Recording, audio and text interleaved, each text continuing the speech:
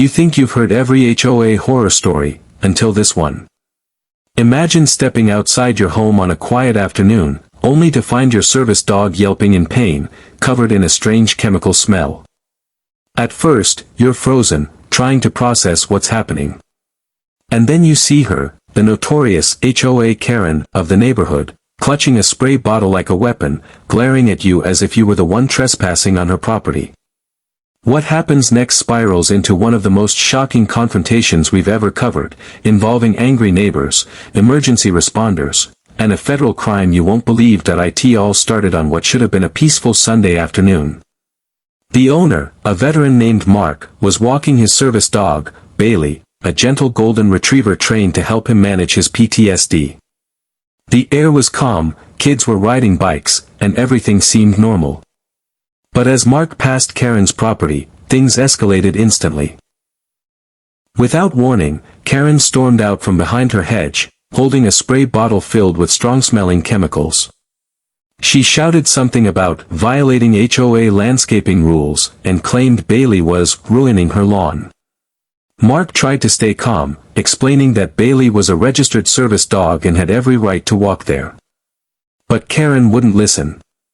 Before Mark could react, she leaned forward and sprayed Bailey directly in the face and chest. The dog yelped in pain, stumbling backward, and Mark's heart sank. He rushed to wipe Bailey's fur, coughing from the sharp, choking fumes that filled the air. Neighbors peeked out from their windows, whispering, but no one dared to intervene yet. Mark immediately confronted Karen, demanding to know what she had sprayed. But instead of showing remorse, she doubled down, yelling about rules and fines.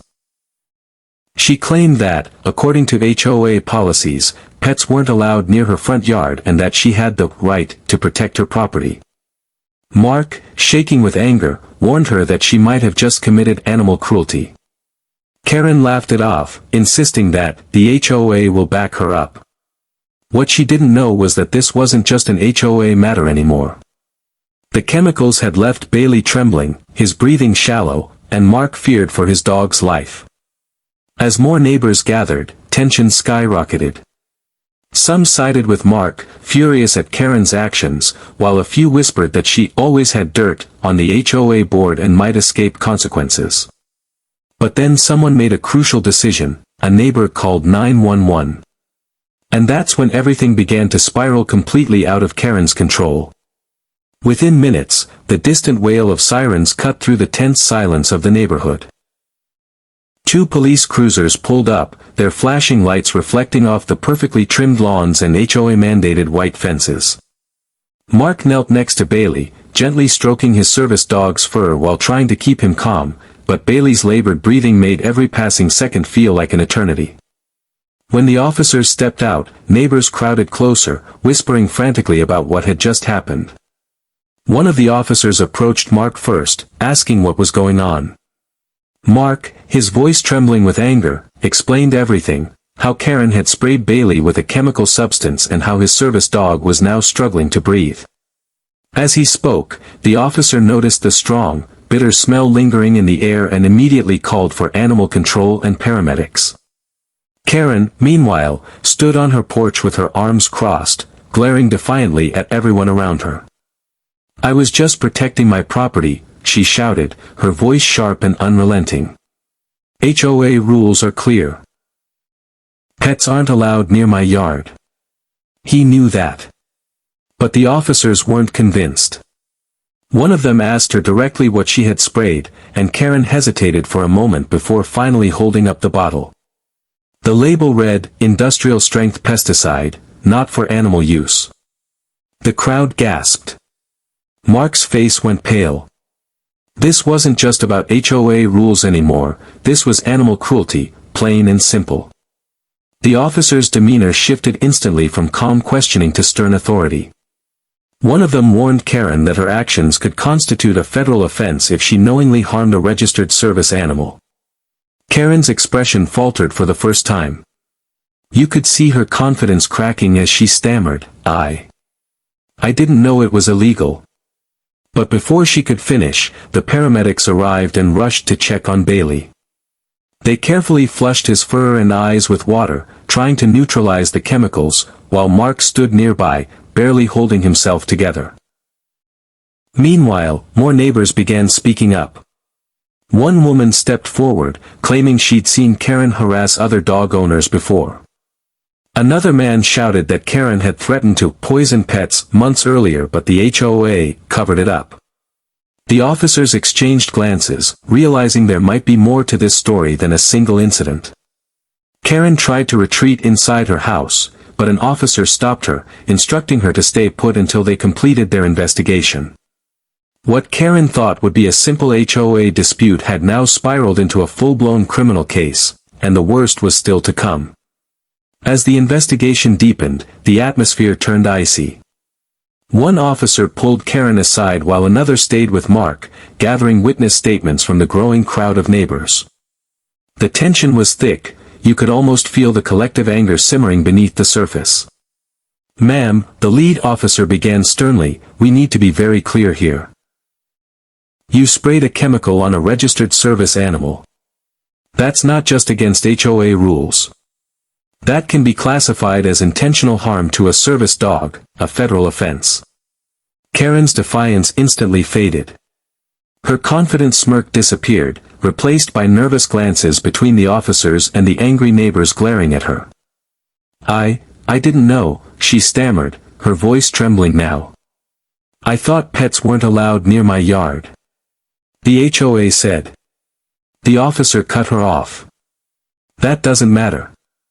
Service animals are protected under the Americans with Disabilities Act. Harming or interfering with them carries severe penalties, including hefty fines and potential jail time." The crowd gasped again. Mark stood silently, fists clenched, his eyes locked on Karen, but he said nothing. One neighbor muttered under their breath, "She's finally getting what she deserves." Karen tried to defend herself, mumbling something about HOA policies, but another officer stepped in. "We don't care about HOA landscaping disputes right now. This is bigger than that." He explained that because Bailey was a certified service dog, the federal government takes any harm against him extremely seriously. If Bailey's condition worsened, Karen could be facing felony charges. The realization hit her like a brick. She backed up against her porch railing, clutching the empty spray bottle like a lifeline, her hands visibly shaking. For the first time, Karen was speechless. Meanwhile, the paramedics gave an update. Bailey was stable but needed immediate veterinary care to ensure there was no long-term damage. Mark quickly arranged for transport, his voice breaking as he whispered reassurances to his dog. The sight of Bailey whimpering softly sent a wave of guilt, or maybe fear, across Karen's face. But the investigation wasn't stopping there.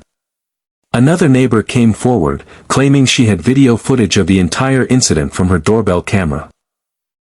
When the officer reviewed the clip, it clearly showed Karen stepping out, shouting, and spraying Bailey without provocation. That evidence sealed her fate. As the officers informed Karen she would need to answer more questions at the station, she froze completely. The weight of what she'd done, and the federal charges that could follow, finally sank in. The self-proclaimed HOA enforcer had just crossed a line she couldn't erase. The chaos finally began to settle as the officers escorted Karen to the side, explaining her rights and next steps. The once confident HOA enforcer now stood pale and silent, realizing that this wasn't a petty neighborhood dispute anymore, this was a full-blown legal nightmare. Mark held Bailey gently in his arms, tears in his eyes but relief washing over his face as the paramedics assured him that the dog would recover with proper care. As Karen was questioned, an HOA board member finally arrived on the scene, looking visibly shaken. He tried to defend the HOA, claiming they had no idea Karen would take things this far, but the neighbors weren't buying it. Whispers spread quickly. Many believed the HOA had quietly enabled Karen for years, giving her too much authority to harass residents without oversight. Now, with a service dog harmed and federal charges looming, the entire HOA's credibility was under fire. Reporters soon caught wind of the story after a neighbor's video went viral online, showing Karen's actions in full detail. Social media exploded with outrage, with thousands demanding justice for Bailey and calling for stricter rules to protect service animals nationwide. Within 24 hours, #JusticeForBailey was trending across multiple platforms. By the next day, Karen faced 3 serious charges: animal cruelty, interference with a service animal, and reckless endangerment. While she wasn't immediately arrested, the police made it clear that the investigation would continue and that the federal prosecutor's office would likely get involved. For someone who thought she could hide behind HOA rules, Karen now found herself tangled in something far bigger than neighborhood politics.